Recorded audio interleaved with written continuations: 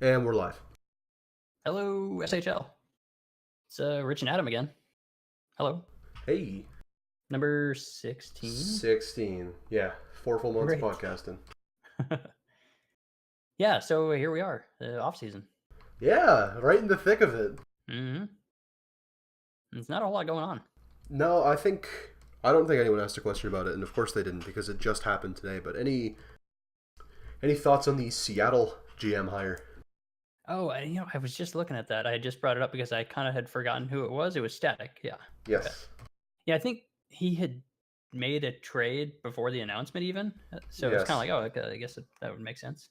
Because yeah, he moved. What's his name? Dangles. Yeah, I moved angles for picks. Yep. Yep. So yeah, I think it's probably what people would expect.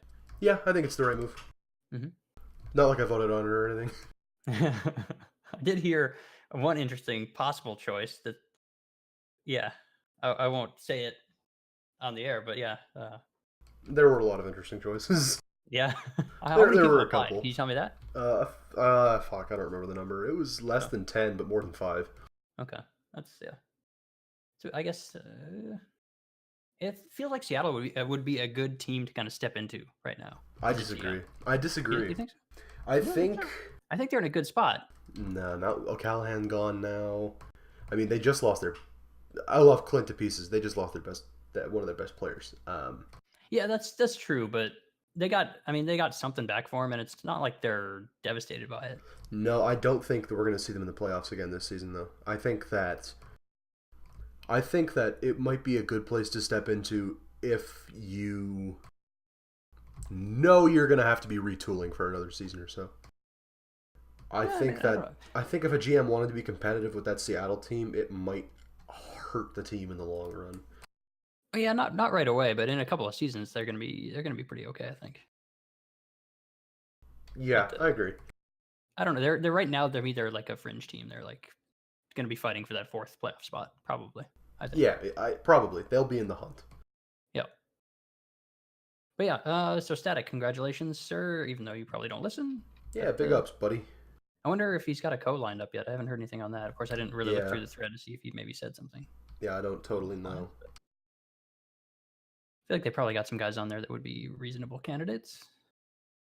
But yeah, cool. What else? What else? Do we want to go straight into questions, or do we want to? Is there any other interesting announcement things that happened? I don't remember. You'd I think don't I'd think be on so, top of this, really. but no. In related real sports news, did you? I mean, you probably didn't. Hmm? But did you catch any of the game last night? The game? The Which game which last which game was night, that? the Boston Dodgers game last night that went into Oh, is this 18 innings. baseball? Is this what we're talking about? Yeah, Oh no, I do not partake in baseball. I want to mention that really quickly because I was up until almost 4 in the morning watching that game last night. They Hmm. went to. It finally ended at about 3:40 in the bottom of the 18th with a walk-off home run for LA. Hmm. I That was one of the best games of baseball I think I've ever fucking seen. And I don't know, man. 18 innings.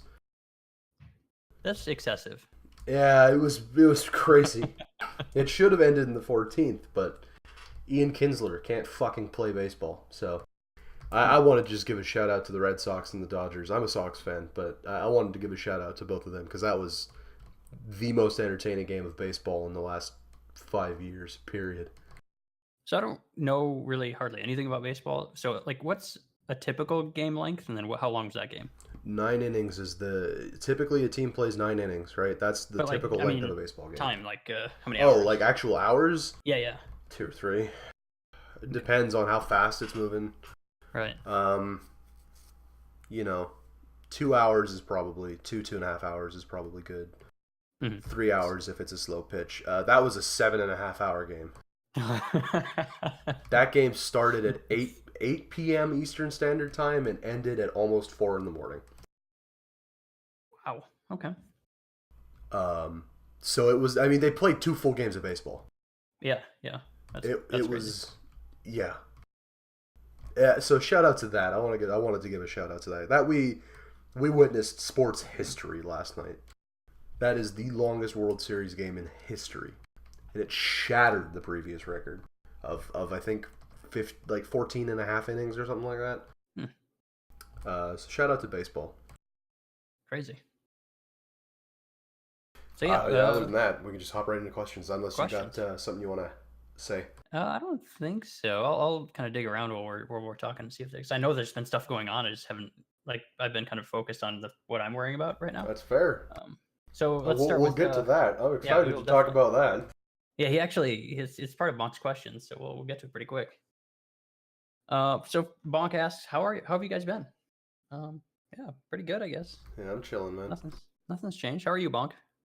Yeah, I was so ready to sit here and wait for an answer, and then like, oh god, how are you doing, Bonk? And I was gonna sit here in silence until he answered, as if he was in this fucking call. That's fine. I'm 2 hours of sleep today, man. Oh well, you should probably have more. Hey, 4 a.m. baseball game up at 6 a.m. You know. Yeah, I've been chilling. Hope you're doing well, Bonk. Yes. Okay, okay. Here's a question for you in fantasy hockey, NHL rather than SHL. Right. He's in a league with Steelhead, and apparently Steelhead has proposed a trade to trade him, Jonathan Toews, for Anze Kopitar. Yes, should he do it? Let me pull up my fantasy app. I don't know anything about fantasy hockey. I did look. I know from watching the Blackhawks that Toews is off to a really good start. Toews has been nothing but amazing for fantasy hockey lately. Yeah, he's been really good through this first 10 games. Granted, he's fucking playing like shit tonight. He's -4 tonight. What? Did that game just start? What? Yeah, well, he was on ice for both goals against. Oh god. So okay. Toews is off to a shit start tonight, but he's been great. He's got 100 points on the season thus far in fantasy. He's been awesome. And let me look up Kopitar because I don't actually know how much he's put up. I checked just like normal stats. I don't know how fantasy works but he's got like 3 points or something like that in 8 games, I think. I was going to say, according to my fantasy app, Kopitar has 37 fan points. Jonathan Toews has 100 fan points. And even if we weren't talking tangible numbers, I'd take Jonathan Toews over Anze Kopitar every day of the goddamn week. Toews outworks him, Toews outplays him, Toews outleads him. If you can make that deal, do it. Yeah, it seems like it makes sense to me. Sorry, Asa. So. We'll see who listens to this first. Right. I would absolutely pull the trigger on that. Yeah, Kopitar's a great player, but no. I don't know. It feels like a strange deal to try to make. Well, it feels like a weird deal coming from Asa. I do feel like Toews is going to slow down, but I can't. He's still gonna be better than Kopitar. He's younger. He's still gonna be very good. Yeah. I'm pretty sure he's younger. I don't know how old Kopitar is. I think Toews is 29 or 30. I think something like that. Toews is 30. Yeah. Kopitar's 31. So they're the same age, but okay, yeah, pretty much. They're pretty much the same age. I still take Toews every day of the week over Anze Kopitar. Pull the trigger. So there you go. Hope that answers your question well enough. I have Toews on my fantasy team, and he's been a godsend. All right, so back to the SHL. He says, "Where are you going, Rich?" Yeah, tell us. Where are you going, Rich? I don't know. Can you talk about offers? I will try to be vague. I don't want to. Yeah, I was gonna say I don't know where the rules are on this one. I should. I think it would probably be fine. But I think it's just maybe like frowned upon. I don't know if teams would want me discussing competing offers, kind of thing. Okay, can you? Maybe not offers, but what's the moral grounds on talking about what teams have talked to you? Period. I'll tell you that I've spoken to 3 teams in total. Okay. No, that's accurate. 3 teams. And I have I guess 2 offers that I would consider. Well, yeah, 2 offers that I consider. And boy, it's getting difficult. And one that you're just insulted by. It's just I don't think one of the teams can give me what I'm looking for. Yeah, probably not. Not which is like I said last week, hits. I'm looking for hits, and that means like it's with a team that has players in their roster that they're going to be playing in the top two lines that are going to have checking. It makes it really difficult. Yeah, you kind of need to go to a lower end team now. Yep. Yep. Well, I mean, I don't know that that's necessarily the case. I just think I'm more likely to get better playing time if I go to a worse team. Yeah. Which is part of the deal. Like I want to be in that 22-minute range, and that means I'm going to need like second line plus probably some power play and PK, which really I'm not going to get on a good team, probably. So yeah, what else? So the big hurdle has been, like I said, I've only spoken to 3 teams, and I think right now there's like 3 or 4 guys out there still, including myself, that haven't signed, and I think that's holding things. Well, I'm sure that's holding things up. I was told earlier that by a source that there is somebody kind of holding up the process on at least a few teams because these teams can't really afford to sign multiple guys, so they're holding out for this one guy. So as a result, I'm not really seeing any offers, which is really frustrating because I wanted a team like yesterday, 2 days ago. And actually earlier today, I very nearly accepted one offer, just out of frustration. But I'm going to hang on for a little bit and see what happens, I think. Yeah, so I don't know where I'm going. I can't really tell you anything. I can... Boy, I don't know what else I want to say. Let me take a quick peek here. I've talked to a 4th team that has not made an offer because, like I said, they're waiting on somebody. They've actually been waiting on more than one person. This is there's at least, I think, 2 people they're waiting on, or they've waited on and missed on. I think it's 3. I think this is the 3rd person, which is a little annoying. Well, that's kind of like the it's shit to be a free agent if you aren't one of the coveted free agents, because you have to deal with teams saying we're waiting on somebody. Right. Which sucks because that tells me that you don't really want me. Right. That's the kind of the major frustration, because I had, and this is actually a big part of it's on me, because before free agency had started, I had kind of already like decided, like, it played in my head, this is how it's going to play out and this is how it's kind of going to end.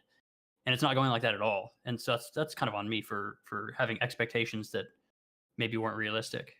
You heard it here, SHL. Fuck you, man. I mean, it is apparently Rich's fault for having expectations that someone would want him on their team. Well, that's the thing. Is Christ. some of the two of the teams that I've spoken to really want me, apparently. That's a good feeling. Which is quite nice. And it makes me feel pretty bad having to kind of just stall everything, waiting to see what happens. But yeah. You kind of become the monster that you're trying to avoid, Yeah. It's a great process that I think everybody should do once, at least. It's interesting for sure. It is. It's kind of stressful in its own way, that nothing else on the site is nearly as stressful as. In its own way, right? Yeah, it's that thing, and I think this is a problem for a lot of people. It's not wanting to let other people down, because you get these people that want you on their team, and then you have to tell them no. Oh yeah, that was the I think we talked about that in the early episodes. That was one of the things that paralyzed me, was just the amount of people that I knew I was going to be letting down by not signing with their team. I've gotten a little used to it, strangely. That's fair. Especially since on top of free agency, I've also had teams that have owned my rights and I've not signed with them. Actually, that's happened twice. Yeah. In my career, so it's not. Yeah, you have to understand where they're coming from. Be respectful. Don't just cut off contact with them as soon as you make your decision to sign with another team. Let them know what's going on. Keep them updated. You got to keep them in the loop. Yeah, and you're going to be good. I mean, you're going to disappoint them, but you're not going to. We shouldn't upset them if as long as you do that. If you're cordial and you treat them like human beings, then no one's going to be that upset about you not picking them. Absolutely. Yeah. I have to admit, I've been a little bit short with people yesterday and probably more yesterday than today, just because of, like I said, I'm a little frustrated. So just been kind of like, people are saying, "Hey, have you heard anything new?" And I'm just kind of like, "Nope, that's it. Nothing else to say." So I hope they understand what's going on. But hopefully we'll have. I think things have actually moved forward a fair bit today. Probably in part because it's the weekend, so people have a little more time to figure things out. But things look like they're moving, just based on some of the conversations I've had and some of the information I have received. So That's a good place to be in, I think. So hopefully something happens. I don't think it'll be today. I think it'll hopefully be tomorrow. I'd rather not go into the week without a team. Yeah, no, I agree. Like, where you put, you're unassigned, so now you got to do shit in the unassigned page. Yeah, you want a team. It's just weird. It's like, I'm still in the Minnesota locker room, and it's just kind of like, what am I doing? It's just awkward. So yeah. Let me ask you this, and you don't have to answer if you don't want to. If you think it's going to jeopardize any free agency talks you're having, are you planning on signing a long-term deal, or are you just going to do a one with whatever team you go here? Nope. So one season contract is what I'm signing. I figured, but like to ask. Yep. Yeah. Basically, what I've been telling teams is that I'm signing for one season. I'm looking for hits. I want to hit. I did kind of a little bit of quick math, and I found out if I get 185 hits over the next 3 seasons, that'll put me at 3,007. And what's the record? The record's like 3,400. I'm not going for the record. I just want to be the third player to hit 3,000. Oh, that's fair. So, but you could hit the record. I at this point, I'm really getting ready. Really looking forward to retirement. That's fair. So I don't want to drag it out. 3 seasons is long enough. And I've been ready to retire for a while. So, so if I could do it in 3 seasons, so I want to hit at least 85 is kind of the goal. I should be able to probably get around 200 if kind of what I see going down goes down. I think I'll probably be in the close to 200 range, which is even better. But yeah, single season. I forgot what we were talking about. Single season. I'm looking for hits. So if I hit 85 to 200 is my range where I want to hit. The higher, the more hits I get, the more likely I am to extend. Is what I've been telling teams. And I think that's a fair metric to do it off of too for you. Yeah. Oh, that's interesting. I'm excited to see what comes of that. Hopefully we get to see a post about it tomorrow. I would not want to be going into the season not knowing where to do any of my shit. Well, I mean, the season doesn't start. The preseason's like what, Tuesday or Wednesday or something like that. Tuesday, I think. Yeah. And if it comes down to it, I've got an offer that I would not be upset with taking. That's fair. So, and like I said, I nearly took it this morning. So yeah, there you go, Bonk. There's really no answer there. I don't know where I'm going yet. I have an idea, but I don't want to say it right now until things are more real. Yeah, there was an answer to a different question in there, but maybe not necessarily that one. All right, next question. Yeah. Yeah. Do you think there would be any major free agent movement? Yes, I do. Yes, I do. We've already seen a little bit, right? Yeah, really only one player, I guess. Cousin to LA. Well, was that a trade or was that free agency? I think that was a trade of rights, and then he signed. I think. Oh, okay. I think I might be wrong on that, but what's his name? Dangles it wasn't really a free agent move. It was technically a trade, but really it was a sign and trade. It was a sign and trade. He went there as a free agent, but wanted to get Seattle something for him. So let's talk about that for a second. I respect the shit out of Dangles for doing that. Yeah, I mean it's a really nice gesture, I think. But let's talk about this from a standpoint of, I'm gonna play the asshole here now, which I do often on this show, but I'm gonna play the asshole here now for a second. Why would I want to put my new team at an abject point of not necessarily disadvantage, but doing something they didn't have to do to benefit a team I'm not going to be playing for anymore? In the case of Dangles, I get it. From what I can tell, it was sort of a weird situation in the Seattle locker room with that coming up and Sammy stepping down, and the whole thing was kind of chaotic. So I can understand Dangles wanting to say, listen, I know this is kind of chaotic. I know it's kind of all over the place. I want to help Seattle out for this because I know you probably weren't expecting this. But in almost every other case, I don't see the point to actively harming the team you're going to benefit a team that you aren't playing for anymore. Yeah, I think it's probably a... There's a reason this shit doesn't happen in the NHL.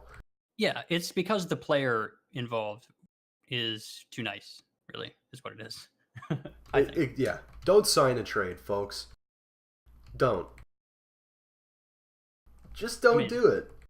I did one when I went to Minnesota, so I mean, my circumstances were slightly different, I guess, because I wasn't a free agent at that point. I was going to be, but yeah, it worked out, I think. Now, if you want to say to your team, look, I'm going to go to free agency. If you want to deal me at the deadline for value, do that. Because that's a different situation. Yep. I've done that. And I've done that. That's a different... Don't sign a trade. If you want to help your team out, tell them ahead of time that you're going to free agency so that they can deal you to help the team without you actively harming whatever team you're going to go to in free agency. There are ways to be a nice person to the team you're on now without actively screwing whatever team you go to in free agency. Yeah, I don't know. It's weird. I don't know. I don't really have anything else to add. Oh, we were talking about free agents. But yeah, as far as Dangles, that's, I think, pretty much said it all. But we've still got a couple of pretty relatively high-profile free agents out there. You can go by Erm's list, but the Erm's list also consists of guys who are just waiting for their team to finish. I was going to say, so they can sign their contracts. Nova's waiting to see what's left over, right? Yeah, Joe K is he still, or did he re-sign yet? I don't know if he's re-signed, but he's going to re-sign. Joe K's not leaving Calgary. Those are the 200%. They're waiting for their team to finish up free agency so they can sign their contract. Which is, I find annoying, but whatever. Let me look at the list again because I was looking at it earlier. Yeah, Joe K, Nova. I know there's another one up there. Conklin Owen. Although no, he's technically inactive now. So he got signed, I'm pretty sure. JR, obviously. I guess that was it. I thought there was another one, but I'm wrong, I guess. So, but that leaves us with Wazzy, obviously, big one. And Spitfire. Those are the two big ones, I think. So yeah, I think teams are gunning for both those guys, and I have no idea what they're going to do or where they're going to. No clue. So I know at some point Spitfire was a target of Minnesota, but outside of that, I don't know anything. Yeah, I'm looking at this, and all of the hot takes I was going to make have already resigned. So yeah. I got to scroll down through the list now to find someone to make a hot take about. Yeah, free agency is usually fairly boring. Zajac will resign, so I can't make a hot take about that. Yeah, I would expect that. I mean, he can't not resign. I mean, probably not. Who's on here that's worth making a hot take about? Jonathan Lundberg. Let's make a hot take about Lundberg. Oh. You heard of that guy? I mean, I don't know. He's fine. A couple of times. I've seen him around the league. He's got a Twitter presence or something. Let's just scroll through the teams and throw a dart here. Oh god. Yeah. Jonathan Lundberg to the North Stars. I'm calling it right now. Oh boy, that's. You know what? Sammy actually put up an article. Yeah. Do you check out Sammy's article? Which? Oh, the insider trading article. Yeah. Yeah. These are the things that I wonder if he added to it because he was asking me questions earlier. Well, I know Demarcus Smith is leaving out Seattle. Now. Oh man. Okay, so he put out one the other day, yesterday maybe, which was the Seattle Riot free agents and retiring players. Yeah. DMS He's got some information in there. that some of it's accurate and some of it's not. So he says, where is it here? Toronto North Stars, Calgary Dragons, Edmonton Blizzard, Minnesota Chiefs, and Texas Renegades. Those are the teams he lists as interested. Then he's got a new one he just put out 2 minutes ago. Let's see what he says here, because I didn't know. He actually was. This is the one I'm looking at. Yeah. Yeah, he was asking me about what was going on, and I gave him a little bit of information. But a not lead a whole source lot. confirmed that the New England Wolfpack are also in, quote, hot pursuit of Lundberg, too.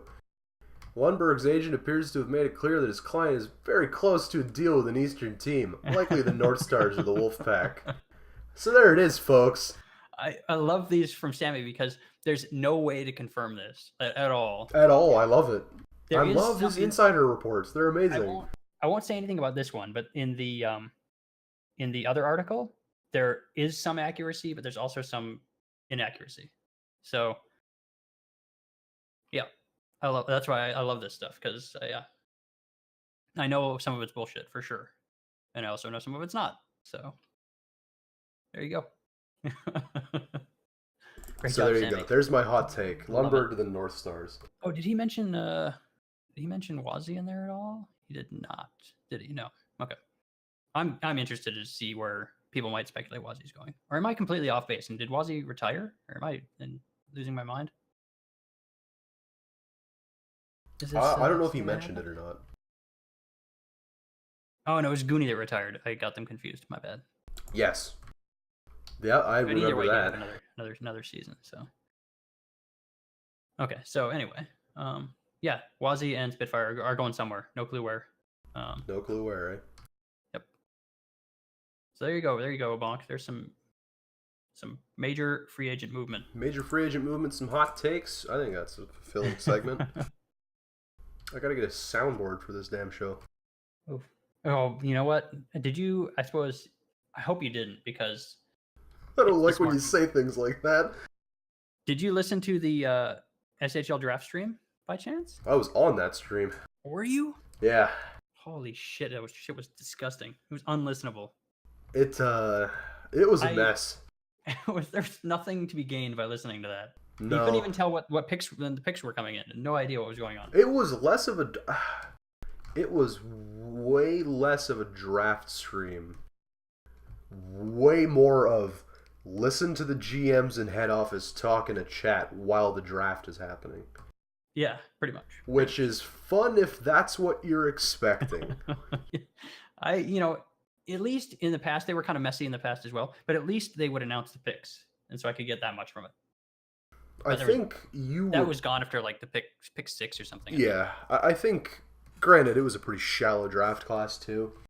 I think that we should probably bring back a group of people who will do a professional draft stream, because that really was not a draft stream. That was the GM chat having a good time and and having a good time. Which, fair enough, but yeah, it's its own thing, right? Listen. That's for sure. Yeah, I don't remember where that came from. I guess just talking about I don't know, whatever. Luke's got some questions if you want to move on. I keep getting alerts. Stop. Okay. So Luke, he says, any early predictions on the season rankings? I haven't looked at it closely. Hamilton to the top, baby. Yeah, I don't think there's a ton of like craziness going on. Hamilton's gonna go to the top of the East, win the Cup. Yeah. Minnesota 8th. Minnesota's. Yeah, I don't know. It's gonna be weird. It's gonna be because New England's gonna be worse. Toronto's gonna be still Toronto. Manhattan's still quite bad. I firmly believe Hamilton's going to be the best in the East this coming year. I think they could be. I think it's going to be an interesting fight. It depends on what Wes Kendall does. Buffalo is still quite good and getting better. So I don't know who's going to be number one. I could see either Buffalo, Hamilton, or the platoon being first in the East. I don't know which team I would pick. I mean, I think maybe just because of they won the Cup, you put the platoon there, but I wouldn't feel confident in that choice. But I think the top 3 teams are very clearly Buffalo, Hamilton, West Kendall. After that, I don't have a fucking clue. Yeah, and after that, I have no idea. Probably Manhattan last. But then those other three teams, I think you can just throw them in a blender and put them anywhere, and you probably have as good a guess as anybody. Take it off. Let's see. So yeah, East is difficult, I think. Yeah, I think in the league in a whole, I think Winnipeg's always a safe pick for best in the league. Mm-hmm. Yeah. The West is. There's a few more questions when you get past like the first three, because you're gonna have Winnipeg, Edmonton, probably Calgary. But then LA is I know Westy will tell you that they are a playoff staple, and they have been, but LA is still a question mark for me. I'd put them in the playoffs initially, like right away. I think at the 4 spot. I have a hard time not giving it to Seattle, man. Seattle's the only team I think I would consider flip-flopping them with. I think that probably that last playoff spot comes down to LA, Seattle, if I was guessing.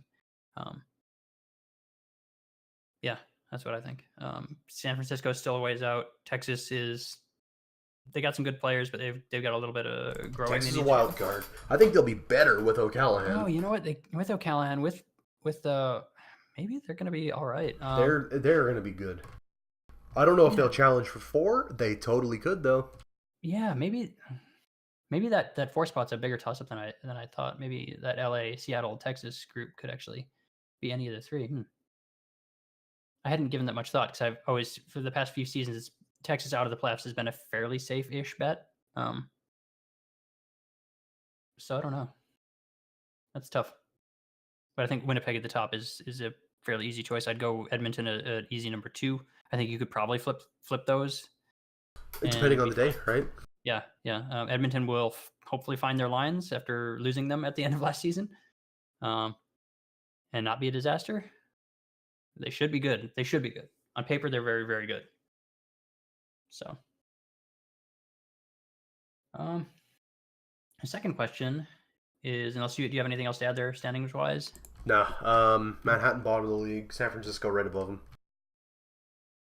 Yeah, because I'm saying that because he's going to talk about San Francisco. So yeah, that's his next question: is will SF be any different with some players like King and Kez coming up, or will it stay the same? I mean, they'll look different, but they're not going to be good. It's going to be pretty much the same. They're not in a good spot. They need a couple more seasons. They need time. For guys for those guys in that draft class to catch up a little bit to the that prime area, 800-ish TPE, before they can start to contribute at a more significant level. San Francisco's not going to be good for a few seasons. I think San Francisco players need to get used to that fact. Mm-hmm. This is not the same team that got moved from Portland. That team that left Portland was still fairly competent. San Francisco is now a bunch of young guys that aren't at a level where they can compete with the rest of the West right now. Yeah, the vast majority of their old players have gone. They've got still Snuff, and that's pretty much it. That's his Snuff's last season too, right? Yep. Yeah, he retired. He retired, recreated because he's in Vancouver now. Yep, one of the most underappreciated players in the SHL for a very long time. 110%. 110%. You never hear his player's name for anything, but he was a really solid two-way forward for his entire career. He never tons of points, never, it showed up anywhere significantly in the scoreboard. But just really solid. And a pretty good dude. So yeah, I agree. Snuff, great guy. So San Francisco, get used to sucking, because it's going to be like that for a while. It's more the same this season for sure. Probably I think maybe next season you start to see some more improvement, but I think you're still probably not a playoff team. Yeah, and San Francisco could make themselves better with some free agents, but I don't know any free agents that want to play in San Francisco. That's the problem. Is they're full. They're kind of full, right? They're full, and they're not exactly an attractive team either. Right. It's a weird spot to be in. So yeah, there you go. There you go, Luke. I know that's probably. I mean, I don't know what answer you wanted, but I'm guessing. I think he's probably realistic enough to realize that that's probably the case, right? It's just how it is. I don't know if he wants us to say San Francisco is going to be good, but San Francisco is going to be the bottom of the West again. Yeah, the West is just the way it is going to be. Because the good teams are really good. Yep. Yeah. San Francisco is just not at a level where they can compete with the rest of the West right now. Hmm. All right. Last question for Luke. Favorite band / music right now? This is not a good question for me. Man, it's a great question for me. I'm the least discerning person when it comes to music. I do not care as long as it's well. Did you listen to that thing I sent you yet? I didn't. I kind of forgot. That's fine. Don't worry about it. Yeah. I'm not. I listen to music. I'm not into music. If That's that makes fair. sense. I know people like that. Yeah, that's fair. As long as it sounds nice, it's enjoyable to listen to. I don't really care. Yeah. Fuck, I've been listening to a lot of music lately. I listen to a lot of music, period, because that's my job. But let me check my Spotify real quick. See what I've been listening to like immediately in the last week. I know it's a lot of math rock, but yeah, that's that stuff you sent me last week. Yeah, that's math rock thing? That's post rock. I think I sent you that This Will Destroy You. Yeah, I sent you that This Will Destroy You song. That's post rock. I could fucking do a whole podcast on that by myself, and no one would listen to it, but it'd be fun for me. What have I listened to lately? The newest This Will Destroy You record, New Others Part 2. Phenomenal album. Really big climaxes. Super crazy heavy with the reverb. Really, really pretty to listen to. If you're into like that super spacey, post-rocky, Godspeed You Black Emperor kind of sound, this is totally a record that you should check out. If you're a fan of Explosions in the Sky, it's totally a record you should check out. That's a band name, right? Yeah, Explosions in the Sky. Okay. Yeah. Okay. Otherwise, it's kind of weird. What else? The new Polyphia record that came out a couple of weeks ago. Kind of mathy, kind of proggy. A lot of clean guitar tones with some really impressive and intricate guitar work. That album's New Levels, New Devils. Great little record if you like that sort of sound. Just kind of scrolling through. Still listening to that Delta Sleep album, Ghost City. Probably my album of the year right now. I have not heard of any of this stuff. Oh, I got a good one for you. I've been revisiting the debut record from You Slut called Critical Meat, and it's such a fucking great album. If you like really kind of punky math rock, definitely check that out. It's You Slut with an exclamation mark. Great band, great record. And Drake. Hey, that's one I've heard of. I've been listening to his mixtape that he did with Future from about 3 or 4 years ago again, and it still holds up. Last one, I've been listening to the debut record from Have a Nice Life, Death Consciousness. That's a really cool album if you like shoegaze and kind of post-rock and kind of emo, but the real reason to listen to Death Consciousness, and if you really want to, hit me up on Discord, because I have a PDF file of when they released that record. They released with it a 74-page booklet that was written as an academic paper on Antiochianism, a branch of Christianity that does not exist. And it's kind of the whole basis of like the story of the album. It's a great read, super dry, super interesting. Have a Nice Life, Death Consciousness. That's Adam's Music Corner. Hit me up if you want to listen to a podcast where I just talk about the intricacies of indie music. I'll do it, I swear. Well, I'm sure there's probably a few people. Yeah, there's a market for it. I hope that answers your question. Yeah. I'll put a little list of it in the description of this podcast so you can keep up with me, because I talk fast and mumble, and I'm a little sick, so I'm probably not very intelligible today. Hope that answers the question, Luke. Fuck the Flyers. Whoa, jeez, that's a little strong. I say that every week. Do you? Because I have to. Because he's like 15 minutes from my apartment, so I gotta yell at him. All right. I gotta get beers. Let's move on. Yeah, we got some Lepish questions as well. Oh, I love hearing from Lep. Was he? Oh yeah, he was a Whaler as well, huh? Yes, former Whaler. I was in West Kendall with him too. Oh yeah, that's right. He was Oh, Travis Jizyak. yeah, that's the one. Yep, we Or the played a last few name. seasons together in West Kendall, and he played under me for this cup-winning season, among other seasons. Nice. Love you, Leps. All right.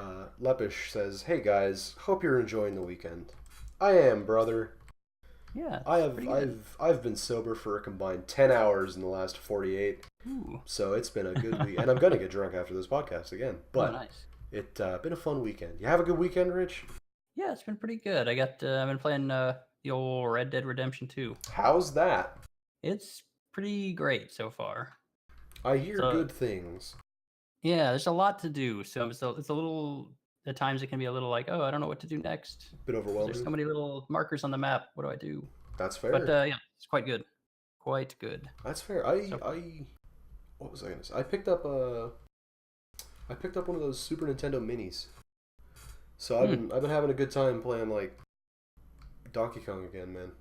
Nice. Is it yeah, so yeah, SNES was like when I was like in my prime of video game playing. Hell yeah. I was not Like, alive when these games came out. Oh man, that was like junior high-ish, I suppose. Yeah, 93, 94. Something like that. Yeah. So I would like Lufia 2 was my so many hours. Hell yeah. That's a weird kind of. It's not. I don't know. It's not like the same level as like the Final Fantasy 3 or Chrono Trigger or those kinds. It doesn't get the same attention, but it's so good. Kind of like a Secret of Mana kind of thing, where it's Yep. like real good, but no one talks about it. Yeah. Secret of Mana was great. Secret of Mana, I think, is on this thing. Probably. It was one of the kind of the bigger ones. Although that game I couldn't play it. I had to play it with somebody else because having another person to control one of the little people. Yeah. Forget their names. I don't remember it all. It's been made it a lot more enjoyable. Yeah, it's been like a decade since I played Secret of Mana, so yeah. Great game. Great game. Super Nintendo, classic console. I would like to pick up Red Dead, but money. Yeah. And college, and I gotta pay for beer and pizza. Yeah, that whole thing. Yeah. But I'll probably pick it up at some point, like during the holiday season. Yeah, I would say it's definitely worth getting. I'd be interested to know. I have no idea what they're in terms of like online. I don't know anything about it. Well, I know that they're doing it's not functional right now. I don't think it's actually a thing yet. But I know that they're doing like a GTA 5 style online for Red Dead. That was my expectation, but I didn't research at all. I was like, I'm probably gonna get it anyway, so wasn't really concerned. That's all I know about it. I don't know if that. Yeah. I'm curious how that's going to work. Yes. Because I feel like that works well for something like GTA 5, but I don't know how it's going to work in a setting like Red Dead. Yeah, I have no idea, no clue. But I'm enjoying the story as it is. So it on so many technical levels appears to be a marvel of modern game making. Yeah, there's some really cool stuff I've seen. I don't know if this is across all platforms, but the ducks are fairly questionable when they take off from the water. It looks very strange. It does not look. Yeah, I don't know how to describe it. They basically hover in midair, flapping their wings as though they're flying like 90 miles an hour. And then just kind of shoot off into the. Like ducks do. Yeah. It's very weird. The only thing I can remember in regards to Red Dead 2 right now is the fact that there are shrinking horse testicles in it. Yeah, I remember seeing a screenshot of something. Actually, no, I didn't see the screenshot. I saw a post about it, I think, on Reddit at work. But didn't actually see the screenshot. There's so many things to talk about that game, but the only thing in my head right now is shrinking horse testicles, which is probably telling. So I'll probably pick it up at some point. I feel like there's other games coming out that I know that they're doing another re-release of all of the Kingdom Hearts games again for PS4. Yes. Is the new one's out or coming out? It's coming out, yeah. Coming out? Yeah, because my one of the guys I work with, one of his kids who was excited for the new one but had not played the old ones. Well, of course not, right? Those came out when I was a kid. Yeah, and apparently there's like 9 of them now. I had no idea because there's so many little like spin-off games on handhelds and stuff, I guess, which I didn't know about. Go through it in my head. I think it's this is going to be horrible. I'm about to out myself as a giant nerd on podcast. It's fine. You're on the SHL. I wouldn't worry about it. It's true. Kingdom Hearts 1, Kingdom Hearts Chain of Memories, Kingdom Hearts Coded, Kingdom Hearts 2, Birth by Sleep, 358 over 2 days, Dream Drop Distance, Fragmentary Passage, Kingdom Hearts Key. Did I miss one? Probably.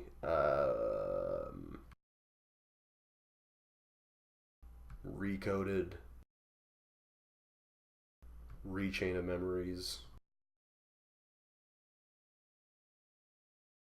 Nope, think I got them all. It's like 9 or 10, yeah. Huh? Yeah, it's yeah. Like I said, the only reason I knew about it was because he was telling me that they've got them all like packaged up in little like bundles you can buy now. Yeah, you can for like really cheap. You can currently buy, because the way they've got it set up right now is that you can buy a bundle that has a remaster of Kingdom Hearts 1, Chain of Memories, and Coded. You can buy one that's Kingdom Hearts 2, Birth by Sleep, and 358 over 2 days. And you can buy another one that's Fragmentary Passage, Dream Drop Distance, and Kingdom Hearts Key. And they're like 30 or 40 bucks a piece, but they're re-releasing it again with all 3 bundles under one game for $40. So what would have cost you $120 at this point, you can now get again for $40. I don't know. It's either that or Red Dead, man, and I'm going to just flip a coin on it. Yeah, I never really played the other Kingdom Hearts. I played a bit. I think the first one came out on, is it PS2? PS2, yeah. Yeah, and I think at the time I didn't have a PS2, so I never really actually played them. I think I watched people play them, maybe. Yeah. Because I'm familiar with it. I just don't. I know I never played it. I don't know where I like had contact with it. That's fair. I've played 1 and 2, and that's it. I know nothing about any of the rest of them, and from what my friends who are into it tell me, you need to play all of them to understand anything that's going on. That's rough. So you know, holiday season's gonna be rough. So yeah, good weekend. It's been a good weekend, yeah. It's been my roommate dropped by the deli down the road, and we've got a 6-pack of Guinness Extra Stout and a 6-pack of Modelo Negra, which is a black Modelo lager. I don't know if you drink Modelo, but they make like a light cerveza lager, kind of like a Corona. I have no idea. Like, I don't know what a dark Corona is going to taste like. But I'll report back. Strange. You know, that's how it be. Sometimes it really do be like that. Okay. So, good weekend. Sounds right. Yeah. So his next question's for you. Yeah, it's so Lepper says, "Hey Adam, any thoughts on the new Halloween mode in Siege and the headgears, uniforms related to it?" I'll start with the headgears and uniforms. I think they're great. I think I need to pull them up again because I haven't played Siege in like the last week because I've been busy grinding out in Destiny, among other things. Which is still a pain in the ass to do. I think I saw pictures somewhere. I don't know in what context.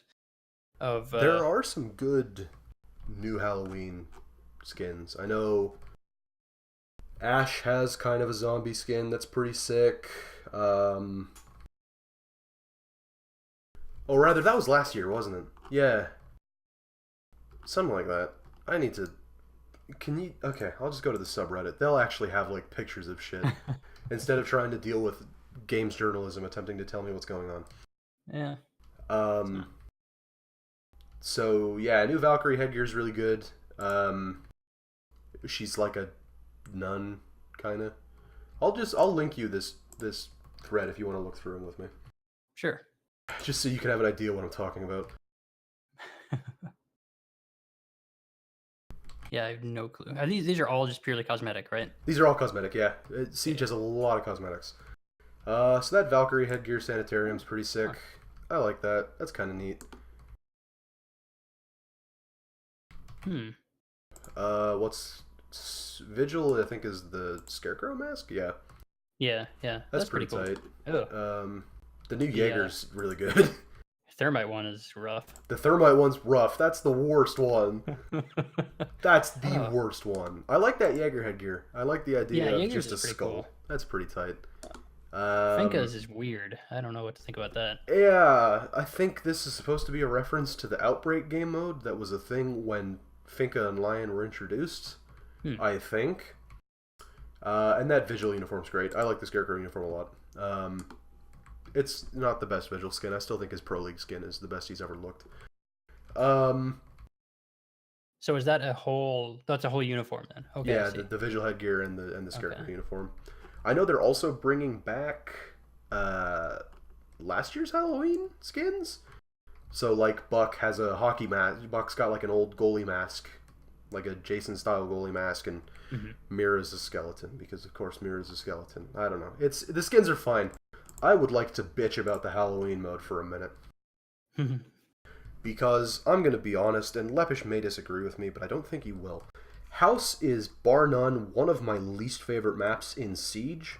It has rooms that are nigh impossible to defend against a coordinated team. It has rooms that are so shit to try and attack that you might as well toss a coin as whether or not you're actually going to be able to get objective. It's a shit map. So the boys at Ubisoft said, okay, Halloween mode. Let's take House and give it some Halloween decorations and make it super foggy outside so you can't play any distance. Let's make visibility worse on a map that nobody likes anyway. Thanks, Ubi. Fuck. Unless there's like an actual game mode that I have missed the ball on, which totally possible. But all I've seen is the rework of House to be spooky. Weird. I'm going to DM Lepish right now and see if there's something I'm missing that he wants me to talk about. I have no clue. I don't really know. I know I've watched a bit of Siege, but I no clue. It's a great game. I enjoy the shit out of Siege. It's probably the best competitive first-person shooter on the market right now, though I know there are people on this very site that will disagree with me very vehemently about that. I know a lot of guys like Counter-Strike. I prefer Siege. It's slower. It's a bit more tactical. I think everything feels better to play, but I understand why people don't like Siege also. I think just based on my kind of basic knowledge of the two, I think they're almost like different. They're too different to They're very different. Comparable. Just because I feel like the way that people look at Siege is almost like the way people look at MOBAs in a way. Yeah, it is way more tactics than CS is now. Yeah. Like I think CS used to be big tactics, but it really isn't anymore. I think once once things have been figured out within CS, it's more now just everybody knows what gets done, and now it's just execution, I think. Yeah, that's a good way of putting it. And you can kind of say that with Siege too, but I watch a fair bit of Pro League.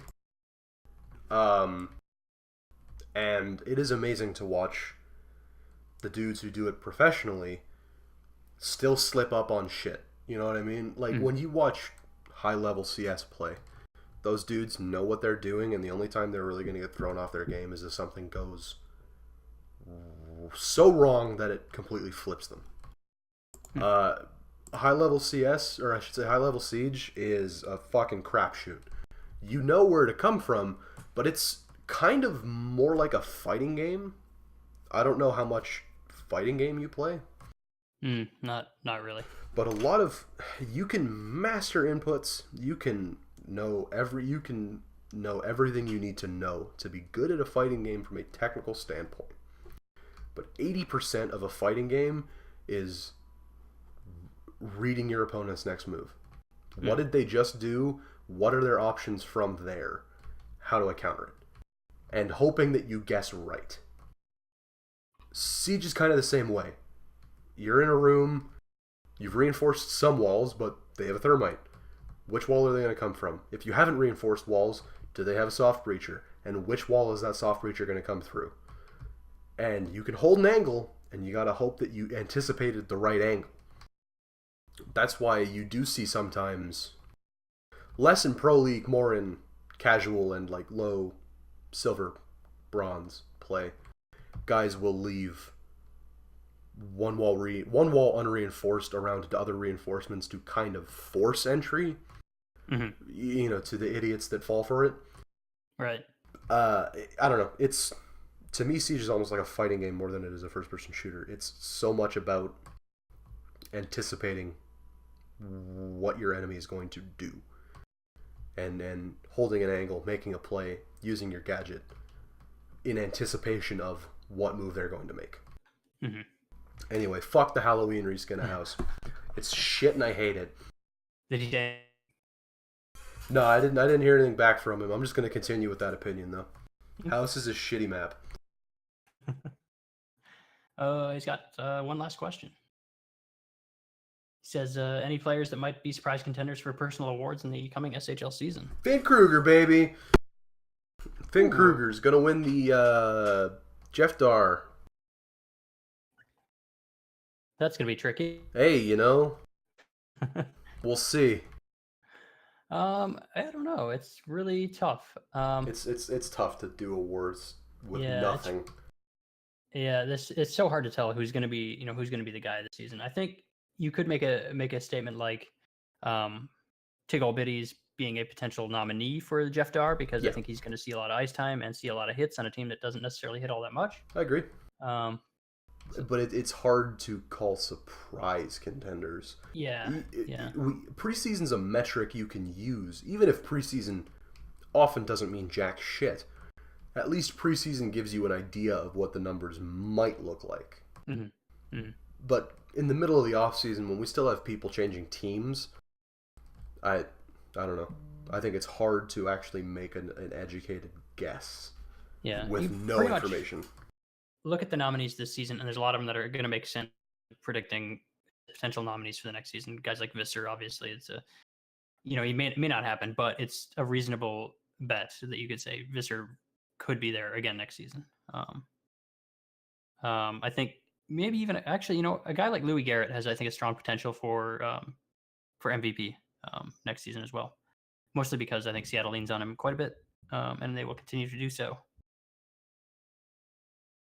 Defensively, Jack Tanner is going to be probably a strong candidate for the Stevens. Outside of that, it's hard to say. Weber could potentially repeat that type of performance. I wouldn't count on it, but it's certainly possible. The problem with him is I think Gary Grease is going to step up in a big way. His TPE is kind of hitting that level where they've got two very good defense, kind of one and one also quite. Weber's like standout on defense there now. Goalies, it's going to be probably more of the same. Zimbayev, Bojo, and then Zimbayev and 4-4. And Bojo, I think are the most likely guys there. I'd love to tell you Finn Kruger is a surprise Stevens nominee, but even I don't see it happening. Yeah, it's tough. You guys have too many other defensemen. We're so deep. Kruger will not win an individual award in Hamilton. That's just the way it's going to go. Maybe later in career, but I don't know. It's tough to call surprise nominees and surprise contenders because we've got no metric. Yeah, it's it's so kind of like up in the air who's going to have the big year. So it's really tough. How about Chris York or Xander Reese as kind of returning to that that level of being those nominees next season? I think it's possible. I see Reese back in contention for Stevens. Yeah, they both had down years. I don't think they both have down years again. So we'll see. They're both regressing. I think at this point. So I don't know that they're getting, but I think they'll kind of reform.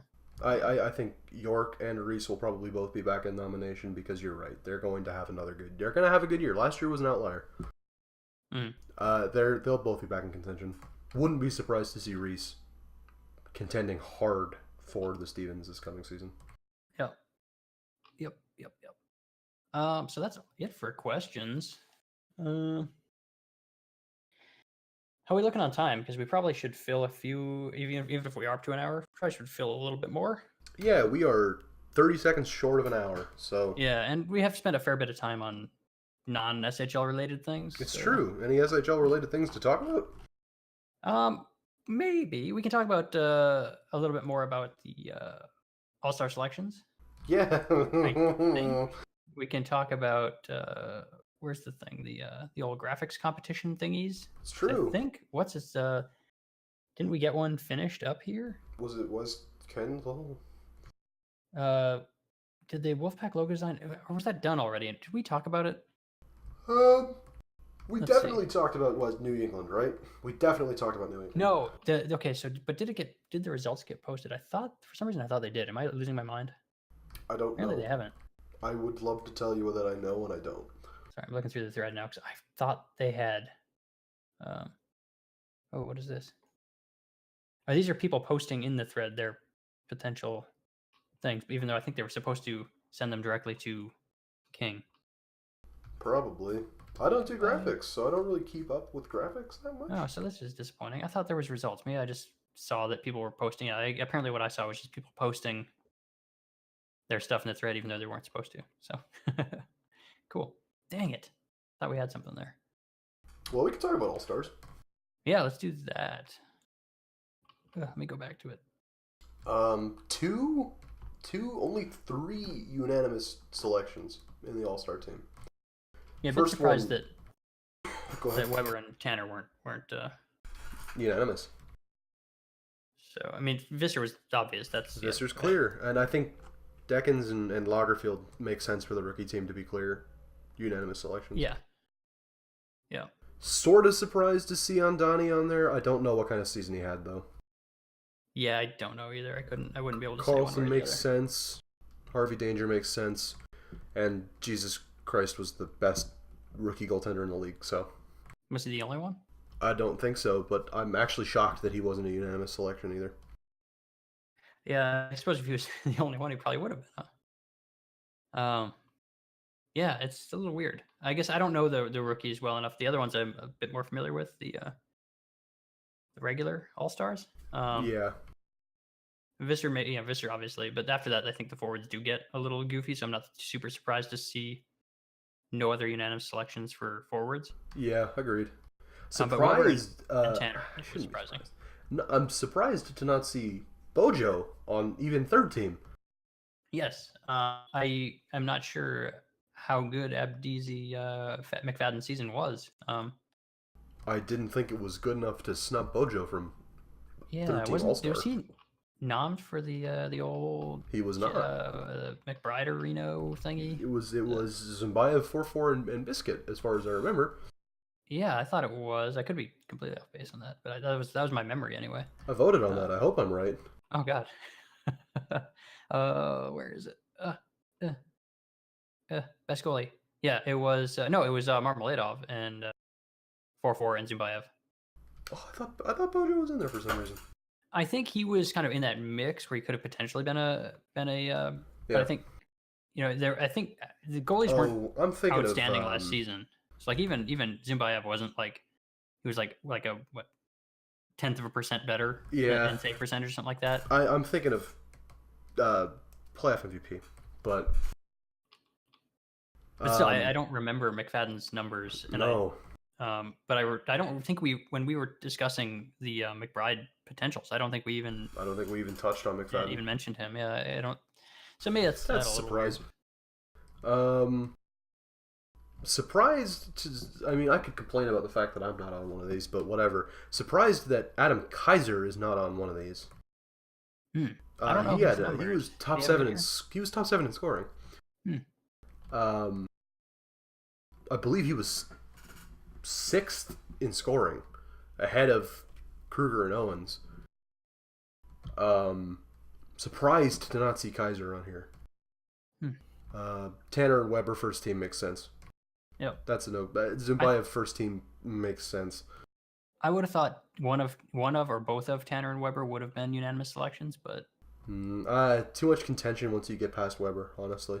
Surprised Weber wasn't unanimous. Yeah. But there's contention past Weber. Yeah, I could see that. Also, the biggest omission for me is Terrence Nova. Yeah, surprised to not see Nova on this list.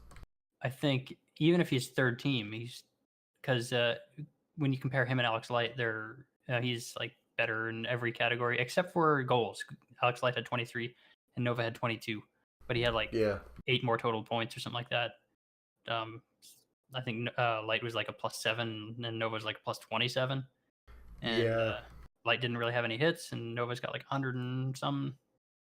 I don't understand the All-Star selection process, so I won't pretend to know why people get chosen over others.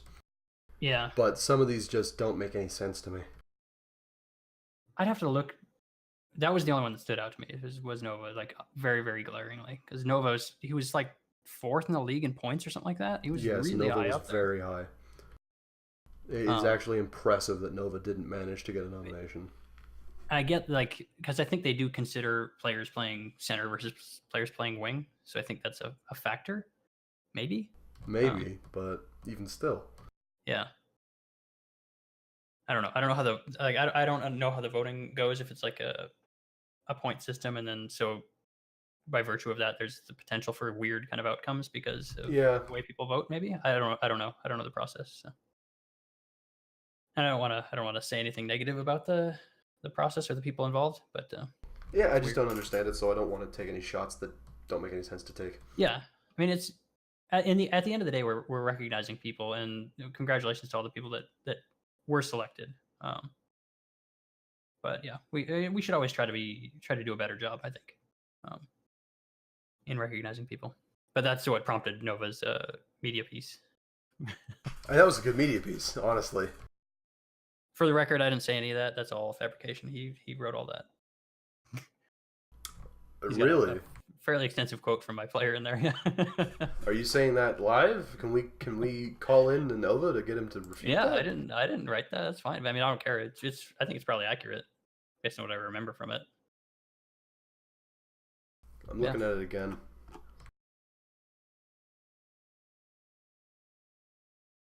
Yeah. Let's see.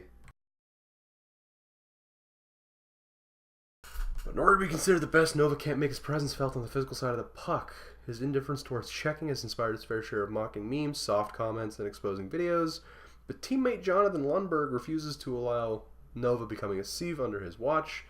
Quote, as bad as people say Nova is physically, I know he can hit.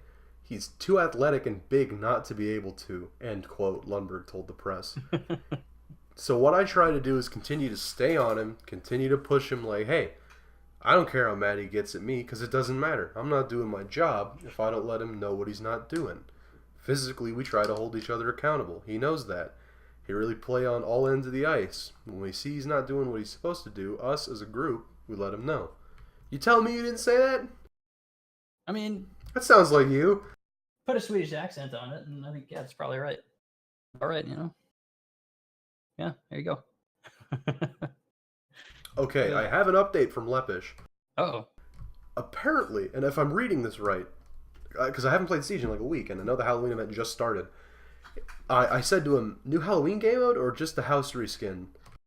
He said it's kind of both. It's basically 5 ops you can choose from on both defense and offense, all the ones who got new skins. So I don't know. I don't know what he's trying to say. It like limits the operators you can choose? Yeah, they did that for Outbreak too. It's not really much of a game mode, really. It's just like a... Yeah, weird. Fuck it. Shit game mode, shit map. Go play casual. Go play ranked. Yeah, why not? I don't know. I don't know anything about it. So there's one last thing we could maybe talk about. Do it. If I can find it again, because it was a. Was this the thing we were going to talk about last week? Yeah. It's not real. There's not much to it. If I can find it, it was in the frustration thread from Trella. Yeah, we were talking. I was talking about graded. It might have been graded. That was a while ago. Yeah, a little bit. Crap. Well, basically, he was talking about the power forward build. Yes. I found it. I got it. Did you? Nice. Is it still in the ungraded? Yeah, it's still ungraded. Page 2, I think. Page 2 or 3. Oh, there it is. Okay, got it. Okay. I want to find specifically what he said about power forward. The fix a few seasons ago, which I agree is an improvement, but it's still not a fix. I do agree with him on that. Where they changed it to your first strength is a choice of checking or strength, so you have to have one or the other. Yeah. And then 2 attributes of your choice, and then weakness has to be either, oh god, it's like scoring, skating, puck handling, passing, defense. Is that right? 5? I think that's right. All the good stuff, basically.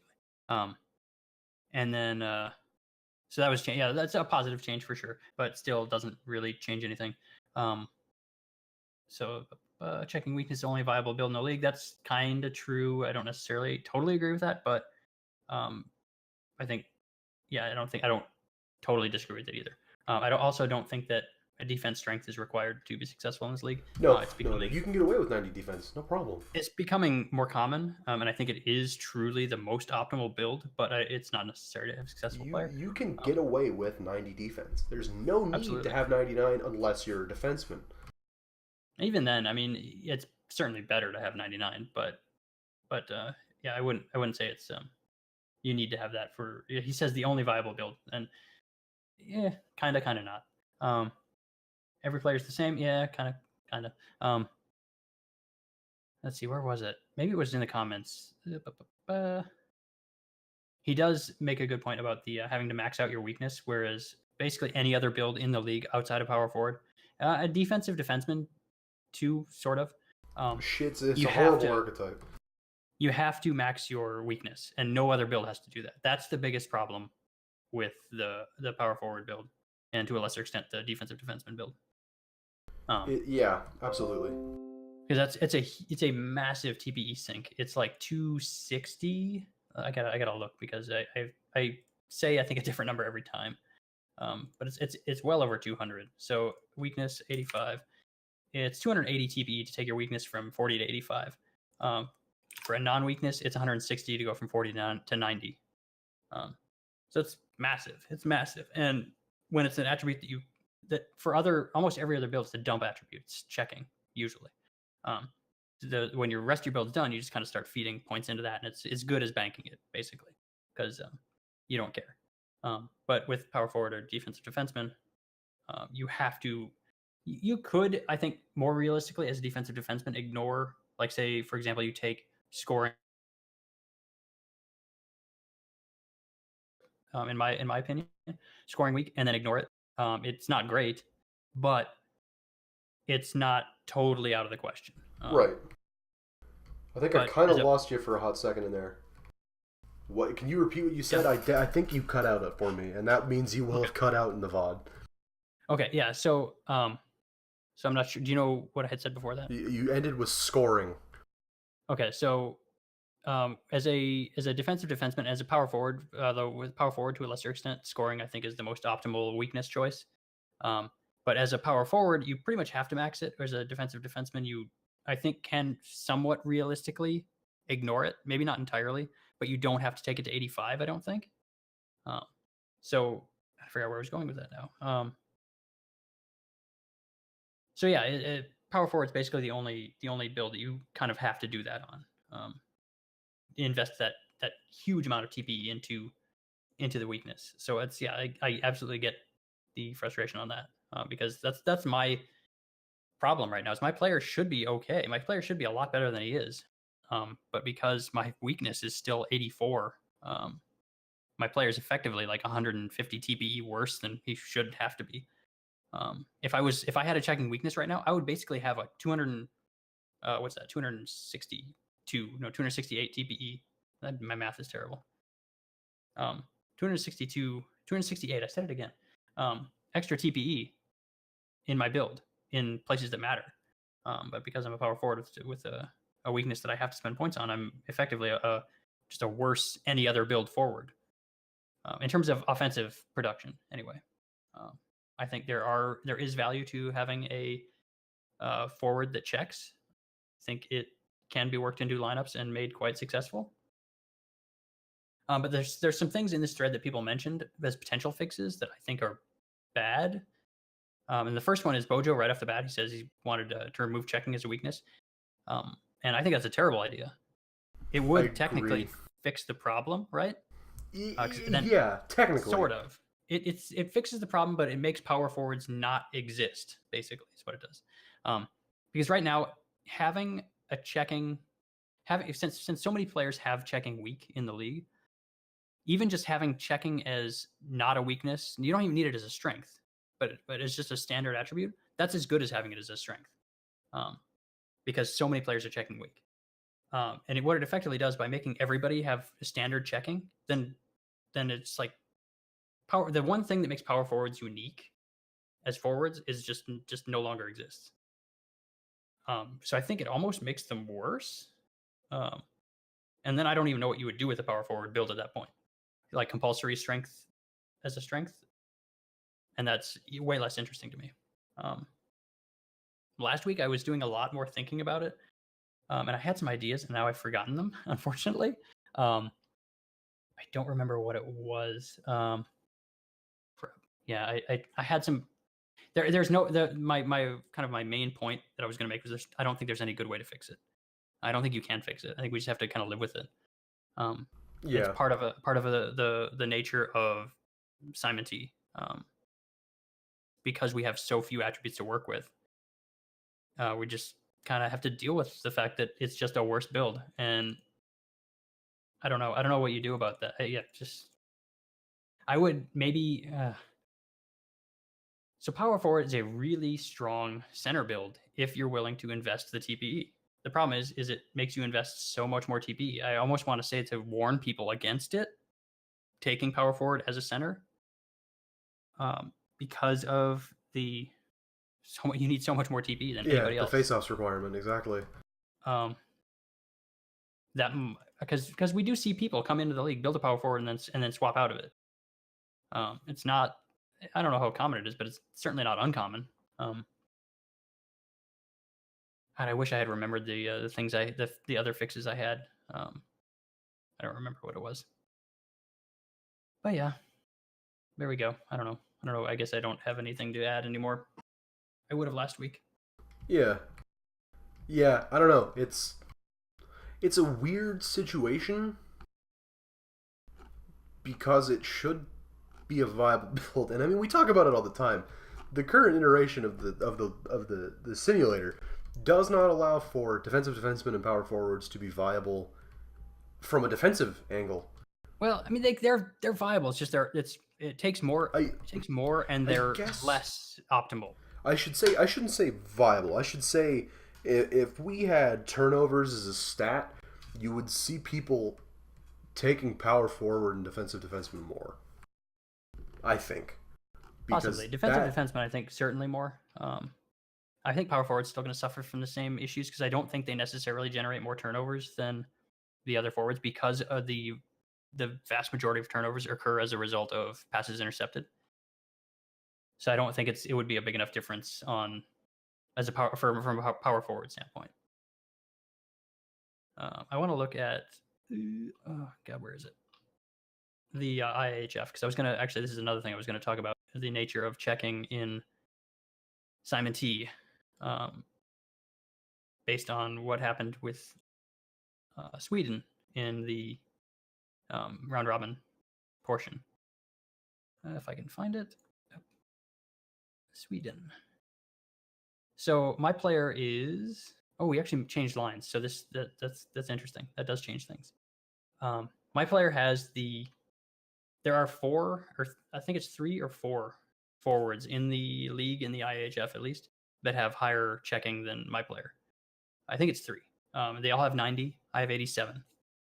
One of those players is on my team. It's Danny Forsberg.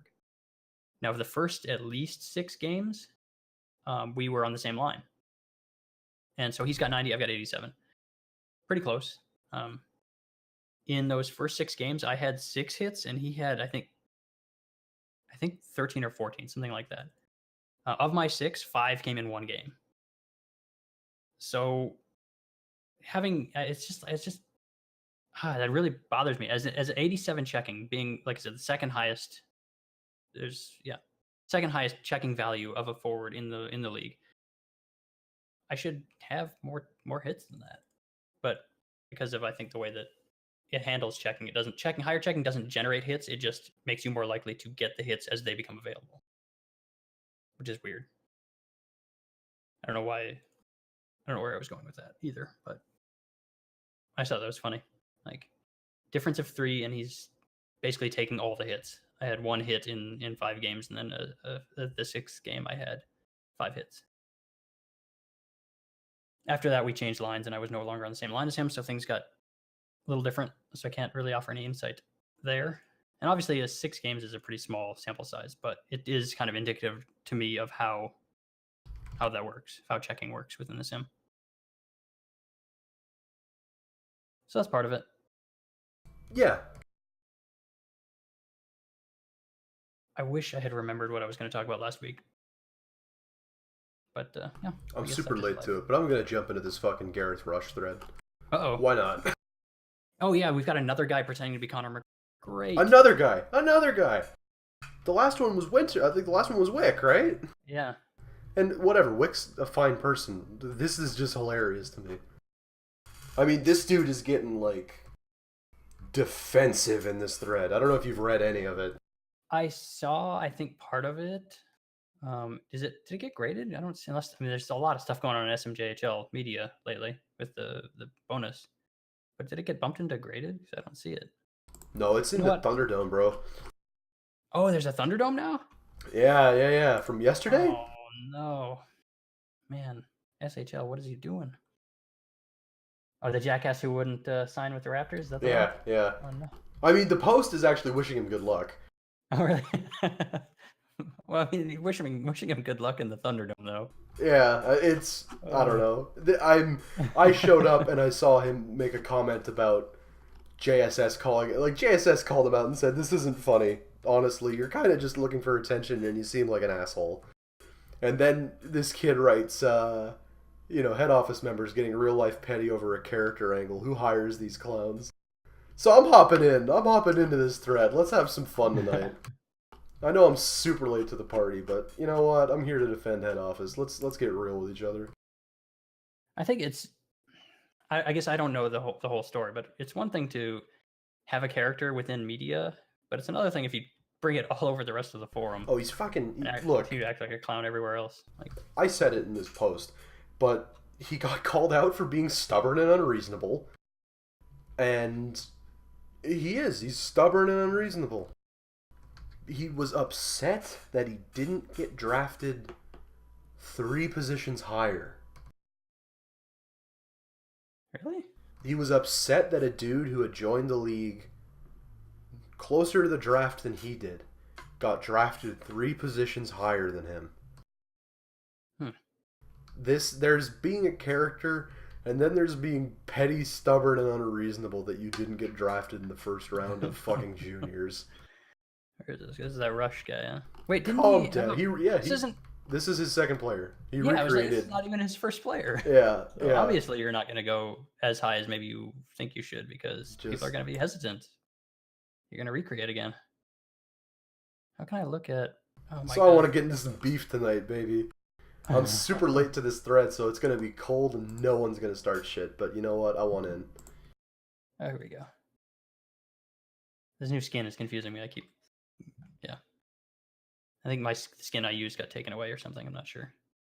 Oh, never mind. He already replied to me. It's going to be a fun night. Oh, boy. Where are we at? Up. In the Thunderdome? Yeah.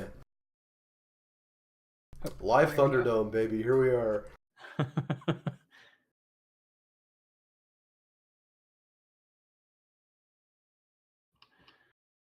Oh, boy. Well. I love the dome. I don't come in here often enough. Usually it's like the drum is no fun. Well, we could probably we could wrap it call up it there. I think. Yeah. Moral of the story, kids. I get that you're trying to play a character angle, but when you're actively fucking a team over because you're angry that you didn't get drafted 3 spots higher, maybe you should take a step back and think about what you're doing here. I mean, it's not going to help his SHL draft stock. It's no one. I would be surprised if anybody contacts him for scouting. Oh boy. Well, I guess that'll do it then, huh? That's it. All right. So, as always, if you've made it this far into this hour and a half podcast, oh boy, we said we got to fill some time, and here we are, half an hour later. Yeah, that's what happens. Yeah, that's how it goes every week. If you've made it this far, thank you so much for watching. Yeah. I'm Adam, and this is Rich. Hi. And we'll see you next week So long. with free agency news, hopefully. Oh, hopefully. Oh God, hopefully. All right, have a good one, folks.